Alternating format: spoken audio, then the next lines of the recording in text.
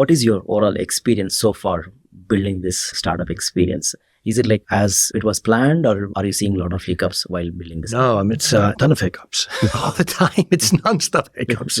It's hiccups in terms of the business model, hiccups in terms of the technology, hiccups in terms of the funding environment, hiccups in terms of everything, which is what when people think about startups is what they imagine. And they're right to imagine that. The thing that you don't quite imagine is how stressful it is when you're going through it. These hiccups are really a lot of work. I'm also in the same boat. Yeah. So I think what's great about it is it's living intensely. And living intensely is fun. Yeah. But you do get the feeling of packing 3 years in one, packing 2 years in a month. And it's really intense and it's emotional.